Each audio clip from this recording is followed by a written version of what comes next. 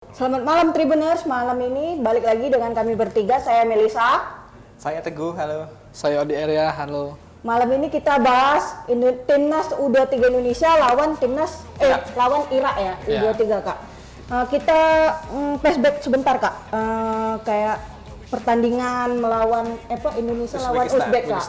Kita lihat juga banyak sampai sekarang kan kayaknya Sintayong juga marah soal pemilihan wasit ya? Iya, wasit utama, wasit PAR yang dari Thailand yang sudah dibahas juga kan wasit kemarin Kak soal Betul. yang menyulitkan Indonesia lawan Irak kan waktu yang senior ya. Qatar dan Itu bisa Kak. Menurut Kakak gimana Kak? Tentang Pertandingan flashback ya. Oke. Kalau melawan Uzbekistan sih memang di luar dari segi wasit ya, memang permainan kita sepertinya kalah jauh ya. Kalah jauh, ya. Semuanya dari segi apapun, dari ball possession, dari tendangan ke gawang itu semuanya jauh. Skill individu beda juga. Ya, apalagi body challenge-nya itu kan yang jadi masalah. Jadi ya kita ya di luar dari wasit ya diakui bahwa memang Uzbekistan jauh lebih baik mainnya daripada kita, dan memang terbukti Uzbekistan di kelompok umur permainannya memang bagus. Diakui oleh semua orang bahwa Uzbekistan di kategori umur itu bagus, berbeda dengan timnas seniornya gitu. Di soal wasit kalau saya lihat memang kalau peraturan offside itu memang offside sebenarnya. Kartu merah juga. Waktu yang Ferrari Kak ya? Ya, waktu yang Ferrari. Waktu kartu merah itu juga kemungkinan besar itu bisa jadi debatable, tapi kemungkinan besar bisa kartu merah. Di luar dua itu memang putusan wasit agak gimana ya, maksudnya agak kurang karena lebih tempo permainan kita jadi jauh lebih lambat karena sering meniupluikan. Tapi yang untuk yang dua kejadian tersebut ya sepertinya memang benar sih, apa ada yang memang kartu merah gol itu sampai Sintayong marah dan dikasih kartu itu kan kuning. ya bukan yang Sintayong marah itu juga kan bukan hanya soal itu ya, kejadian itu sebenarnya kejadian lain, kejadian yang sebelumnya bukan hanya dua itu saja, tapi yang di masyarakat awam dua itu yang jadi sorotan, padahal bukan hanya dua itu. Nah, Kak Odi kan Justin Hubner juga sempat marah kan dengan wasit, terus tapi mereka menyadari kalau mereka tuh underperform Kak. Menurut Kakak gimana Kak? Baik, saya hari ini sampai tidak bisa berkata-kata, bisa sedikit kecewa, sedikit nervous ya, hampir semuanya lah. Sedikit kurang semangat, tapi karena Indomie Garuda kita harus semangat Mel. Banget Kak. Jadi kenapa kalau kita cerita sedikit ya, ini menurut dari pandangan saya, memang saya setuju dengan saudara Teguh tadi. Kita memang ini adalah underperform kita, karena kita harus kita akui kita kalah dari seluruh sisi, seluruh lini dari pertandingan kemarin. Terlepas ada beberapa kontroversi PAR. Nah, oke lah. Kalau kita lihat sebenarnya Sintayong sendiri mengakui pemain kita itu gugup pada laga itu Melisa. Karena kita gugup Kak nonton. Bukan itu Melisa. Karena apa? Kita gugup itu karena pemain kita pengen cepat-cepat menciptakan sejarah baru. Benar. Artinya mereka obses, terlalu ya? overconfidence. Itu tadi pernah setiap kali saya bilang ketika kita terlalu overconfidence Melisa, permainan kita tidak akan keluar. Kita lihat sendiri pada pertandingan kemarin itu sangat tidak keluar sekali. Kita pressing lawan lebih tinggi, kita cepat hilang bola, dan itu selalu membuat kita tidak stabil, dan puncaknya performa kita semakin jatuh ketika gol Ferrari dianulir. Itu yang sangat semakin ini kan membuat mental kita down. Nah, tetapi jangan patah semangat, masih ada malam ini peluang kita untuk Olimpiade Malaysia. Amin, juara 3 Kak ya. Sebut sama ini ya. Kalau menang, grup sama Prancis. Argentina, Maroko dan Ukraina kalau menang.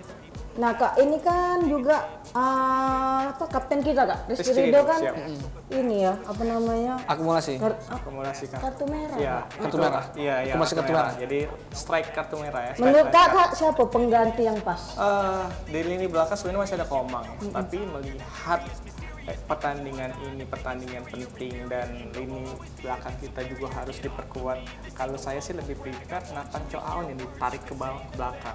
Tadi ada juga prediksi dari netizen juga. Di center di tengahnya bisa Hubner dan Nathan Chow di kanannya ada Ferrari atau Komang seperti itu. Itu kan lebih memperkuat lini belakang kita ya. Dan lini tengah bisa jadi Marcelino dan Ivan Jenner kembali berduet di lini tengah seperti itu, dan Kelly Destroyer boleh diganti posisi Marcelino seperti itu. Itu bukan tanpa alasan, karena ini pertandingan penting. Kalau lini belakang kita kropos tanpa kehadiran Rizky Ridho dan bukan meremehkan Komang atau Ferrari, lebih baik posisi Hubner digeser ke tengah, Hubner di Nathan Chow. Kan memang posisi Nathan Chow itu wing back kiri atau bisa di center back. Dan ini sebenarnya kan gelandang posisi baru dia seperti itu.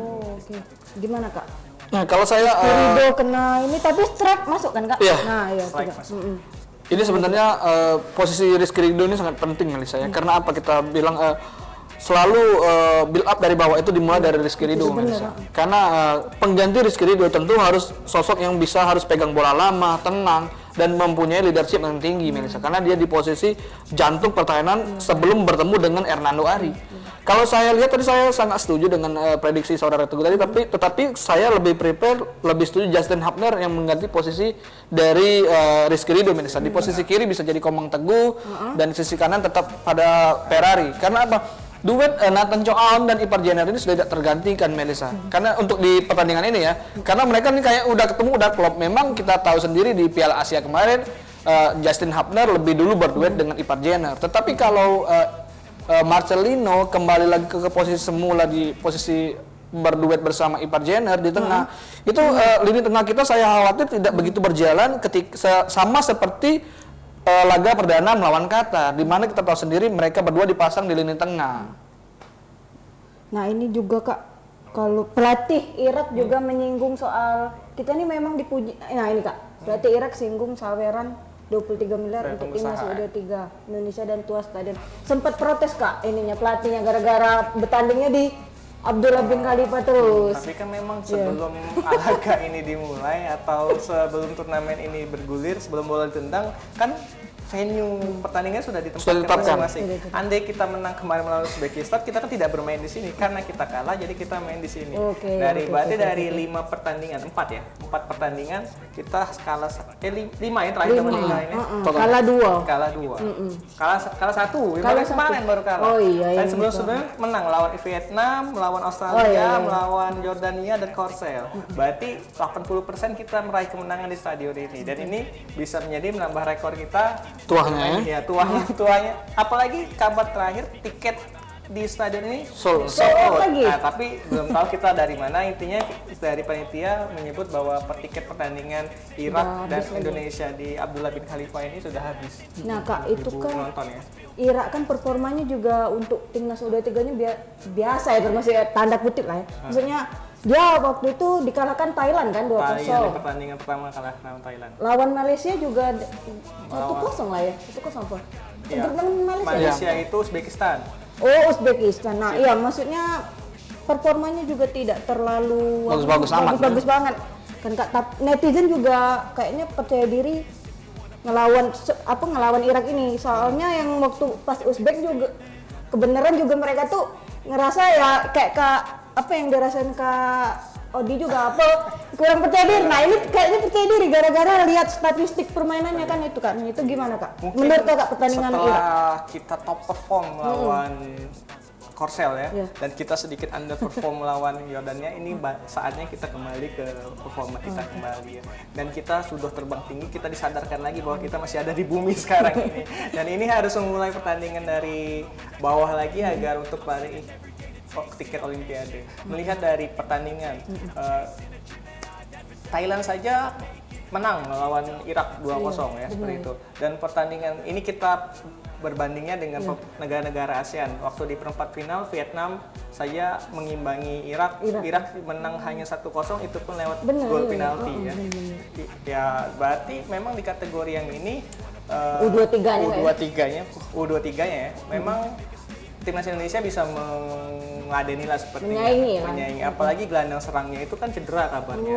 Jadi ya banyak yang cedera juga. Banyak yang cedera. Beberapa pemain dari Irak itu cedera sehingga ya timnas Indonesia bisa meladeni permainan Irak dan ini saatnya untuk lolos Olimpiade. Kak, percaya diri nggak Kak? Jangan ini Kak, jangan ini. Kalau untuk malam ini saya sangat percaya diri Melisa. Jangan dong. Karena posisi kita saat ini walaupun kita kehilangan Rizky Ridho, tetapi saya malam ini lebih percaya diri ketimbang kita melawan Uzbekistan. Gara-gara? Karena tadi kan sudah kita singgung mereka kalah lawan Thailand, sementara kita dengan Thailand kita kan beda-beda tipis kan saat ini kan. Dengan Vietnam dia cuma menang tipis, artinya kemungkinan kita menang masih sangat terbuka lebar Vanessa. Tetapi saya harap pada malam ini Sintayong jangan lagi berjudi dengan memasang Serabanan Sananta di depan Vanessa karena tidak berjalan posisinya. posisi itu sangat tidak berjalan. Bisa saja Sananta dimasukkan di babak kedua atau di menit-menit krusial, karena kita tahu sendiri, apalagi Rafael Struijk saat ini bakal main kan. Benar. Tetapi kalau kita bilang seperti itu, haruslah kita sekali ini memang harus jeli-jeli. Dan posisi kanan yang selalu jadi masalah kita harus jadi. Itu kayaknya yang diserang sekali kan kayak Betul kemarin sekali. waktu Kita lihat saja pertandingan waktu berapa kali gol pertama, coba kita lihat gol kedua tercipta sampai pelanggaran dari sisi kanan Dari juga sisi diserang. Artinya memang Sintayong harus benar-benar matang-matang berpikir Benar. siapa yang harus dipasang. Jangan dicoba-coba Kak ya. Tapi nampaknya posisi kanan bakal diisi oleh Rio Fahmi, Melissa. Karena kemarin Rio Fahmi sudah diajak ikut Sintayong preskon untuk ya? preskon ya. Sepertinya bakal ada sedikit perubahan lagi seperti pertandingan sebelumnya. Nah itu gimana Kak, Ramadan Sananta ini lagi viral juga dan disadari juga oleh para pecinta timnas kita, wajar dia dijadikan cadangan kan Kak. Iya, Nah itu memang gimana Kak? mungkin di luar Sananta memang seluruh Dia tim cuma memang- nunggu bola ya, Kak, seluruh bukan tim ngejar memang kayak lagi underperform juga sih sebenarnya. Jadi tidak fair kalau menyalahkan Ramadan Sananta sendirian. Tapi Semua ya, Kak, ya, kenyataannya memang pola permainan Ramadan Sananta dan Rafael Struijk itu memang agak Beda. berbeda ya. Rafael Struijk kan Ngejar mobile bola, kemana-mana, benar. tukar posisi dengan Witan dan Marcelino itu Iya, bagus. Sedangkan Sananta hanya menunggu di depan dan kita dalam posisi bertahan kan mungkin tidak cocok dalam skema permainan Sintayong, tapi dalam pertandingan melawan Uzbekistan yang kita mau tidak mau harus pasang Sananta karena tidak ada lagi yang Pilihan lain. di posisi depan. Dan ini saatnya Rafael Struijk membuktikan diri bahwa dia memang bagus, Memang layak bagus, memang layak dijadikan di panutannya Iya, andalan untuk timnas Indonesia. U23 ya Kak. Dan ya senior juga kan kebanyakan masih Rafael Struijk Iya, tidak sama benar, saja. benar. Nah Kak, karena kekalahan ini kita kayaknya dinyinyirin tanda kutip Kak, dengan Raja Nainggolan kan. Sempat baca Kak, Raja Nainggolan kan sempat menyinggung katanya kita PSSI salah karena terlalu banyak ngambil pemain muda. Itu gimana tanggapan Kakak? Bisa kita ambil sisi positifnya dan kita masih bisa jadi perdebatan Melissa. Karena apa yang dikatakan oleh Raja Nainggolan itu juga ada benaran, juga ada yang bisa kita perdebatkan. Kenapa saya bilang di sini memang pemain muda naturalisasi sangat kita butuhkan karena apa? Karena ini adalah fondasi untuk ke depan, misalnya jangka panjang. Tetapi karena tadi ini permasalahan kenapa dia kurang sepaham dengan pemain yang lebih muda? Karena menurut Raja Nainggolan itu minim pengalaman. Itu saya sangat setuju. Coba kita perbandingkan dengan ketika Tom Hei yang baru dinaturalisasi dia main langsung nyetel, Melissa. Iya, Ragnar. Jadi kita berbeda sekali dengan pemain yang muda. Karena kita tahu sendiri di dalam pertandingan sepak bola hal yang paling menentukan itu adalah pengalaman, Melissa. Karena pengalaman yang berbicara ketika kita bermain dengan posisi yang sedang ditekan, high pressing dan pertandingan krusial itu sangat perlu pengalaman, Melissa. Jadi saya Mentalnya beda Kak ya? mentalnya sangat berbeda sekali. Itu kenapa kita lihat Rafael Struijk dan dulu di awal-awal dia sempat juluki El Klemar-Klemar, tidak ada tenaga, tetapi kemampuannya bagus. Tetapi mental bertanding dia belum teruji. Tapi kita lihat seiring berjalannya waktu, Rafael pun sudah menunjukkan kemampuan dia, Semakin kualitas belajar, dia, kan? iya, Iya. dengan pengalaman dia yang ada, Melissa. Itu gimana Kak? Tapi kan memang ini kan memang kategori umur. Jadi Iya, kita tidak makanya bisa itu, juga benar, memasang Kak. Tom Hei, masang Ragnar kan di sini tidak bisa. Ya jangka panjangnya apalagi sekarang kan baru-baru ini Erick Thohir ada pemain satu lagi yang James Calvin ya. Yang ke umur 18 tahun umur itu. 18 tahun itu kan itu lebih muda lagi dari Lebih itu. muda Tapi lagi, kan benar. kalau dinaturalisasi jangka panjang dia masih bisa berkembang dan bisa ditempatkan di kategori umur. Ya kita memang butuh beberapa pemain muda dan pemain senior. Pemain senior kan untuk tim senior dan yang muda-muda ini untuk kategori under 23 ke bawah kan. Ya kita harus saling bersinambungan karena tidak mungkin timnas Indonesia itu hanya saat ini saja, tapi kedepannya kan kita masih butuh pemain-pemain bagus. Iya, benar.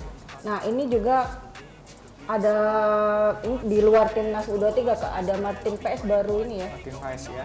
sama Dinaturalisasi. Perdom Ya, katanya Kelvin ini. Bakal Perdom muncul. dan James Raven ini tiga. Ya, itu tanggapannya gimana Kak? Semakin banyak ada yang protes, banyak nian itu kalau masuk lembak ya kan. Itu gimana Kak Teguh? Ya kalau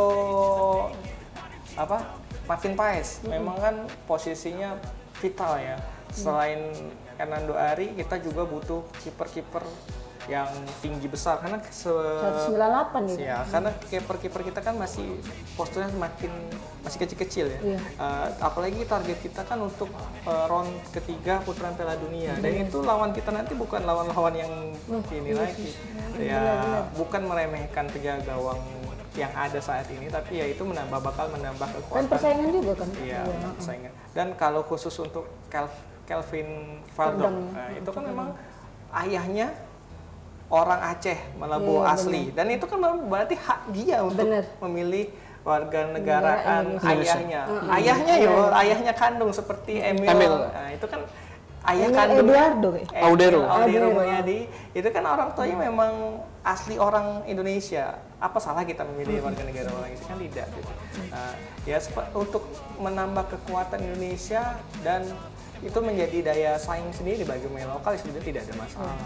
Gimana tanggapan Kak Odi Kak, dengan banyaknya komen netizen yang makin banyak pemain keturunan, terus di mana ada orang yang buat starting 11 untuk Piala Dunia nanti itu banyaklah pemain keturunan itu kan gimana itu Kak? Itu biasa, itu namanya fans sepak bola kita nih masih perlu pendidikan yang lebih dewasa dalam melihat situasi yang terjadi. Hal ini terjadi karena ketika kita kalah kemarin, Kak, ini masih ada kekecewaan yang tertumpah di situ. Lain cerita, Melisa, ketika kita masuk ke final malam ini, pasti tidak ada cerita seperti itu. Jadi sudahlah, kita sudahi local pride, kita sudahi naturalisasi karena semuanya ini ingin berjuang untuk merah putih. Benar kata seperti Teguh tadi. Ada memang mereka darahnya ayahnya Indonesia, walaupun ada dari kakek buyutnya, tetapi mereka itu seperti dibilang haknya, seperti dibilang Erick Thohir, Melisa, mereka itu tidak menuntut bayaran. Yang mereka inginkan itu adalah membela merah putih. Itu yang harus kita media bangga. yang di media Piala juga membahas Kak, karena mereka tidak meminta uang. Datang ke sini bukan karena semata-mata mereka mencari uang, itu yang harus kita apresiasi seharusnya. Jadi jangan ada lagi antara local pride maupun naturalisasi. Kurang nasionalisme apa seperti Nathan Chow yang bolak-balik Qatar, Belanda, kurang nasionalisme. Main dekat sudah jarang di sini. Justin Hapner yang hampir menangis karena ketemu cetak gol. Kan kurang nasionalisme seperti apa mereka itu. Dan mereka memang ada darah Indonesia, ya sudah berilah kesempatan. Selagi mereka bagus ya tidak ada masalah. Oke. Nah, ini terakhir Kak untuk kita malam ini Kak. Harapan Kakak Kak, selain maksudnya ini kan laga terakhir lah ya, laga pamungkas. Biar kita langsung masuk ke grup apa Kak? Ke grup C ya. Pokoknya dengan Argentina ya. Pokoknya kita bakal seandainya Olimpiade langsung ya. Olimpiade harus grup dengan Maroko, Argentina dan Ukraina. Oke. Nah. Dan itu bukan tim-tim sembarangan. Kabarnya Messi pun nak diminta untuk masuk. Messi, Enzo Fernandez, Romero yang itu kabarnya bakal dipanggil. Nah itu gimana Kak? Jadi untuk terakhir ini. Ya. Terakhir ini. Kita pastikan menang di laga ini dan kita harus berpikir ke depan ya. Dan laga ini sepertinya bakal kita ambil alih lah.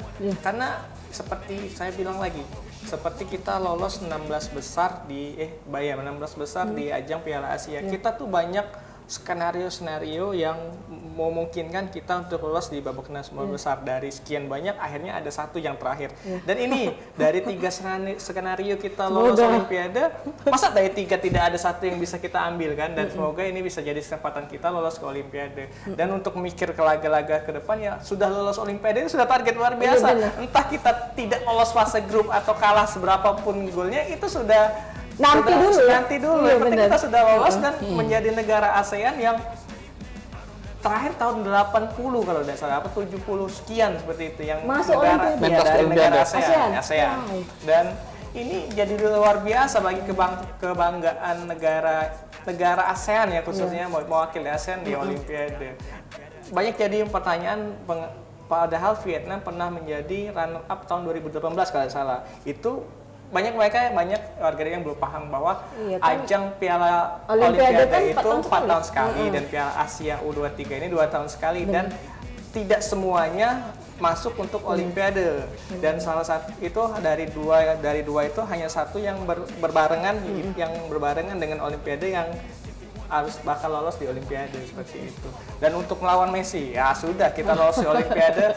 Olimpiade ini kan bisa Tapi kayaknya disebut, Messi, ya, bisa dia disebut, Copa America. bisa disebut Piala Dunia Mini ya. Oh iya, betul. Karena under 23 dan memang seluruhnya pemain Mana di dipanggil untuk senior juga kayak jatah senior berapa Kak? 3 orang. Oh, 3 orang, oke. Di bawah di atas U23 yang bisa dipanggil. Dan ini kesempatan Sintayong untuk memperbaiki lini kanannya Iya sebelah benar. kanan. Oke, gimana Kak?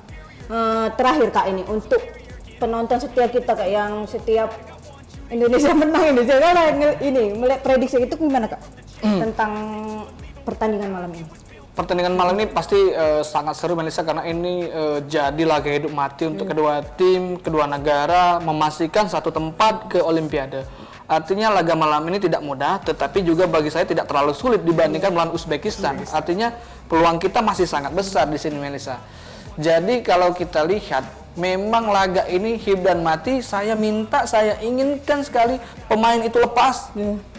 Nothing tulus saja, apapun yang terjadi jangan gugup, tetapi tetap dipikirkan, ini harus jangan berpikir masih ada opsi ketiga. Benar. Seperti kata Teguh tadi, Jangan harus kebanyakan, berpikir ditanamkan di harus mindset ini adalah opsi terakhir yang harus kita dapatkan untuk melangkah ke Olimpiade.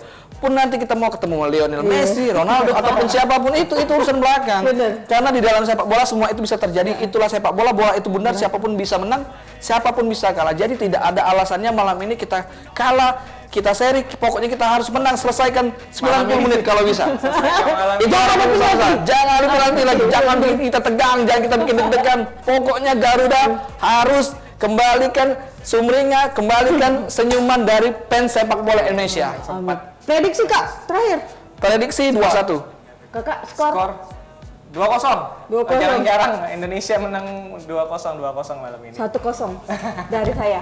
Pokoknya Oke. Olimpiade ya. Oke, harus Olimpiade kan? Kak? Wajib. Wajib Nanti Olimpiade. kita ketemu lagi di sini di Olimpiade.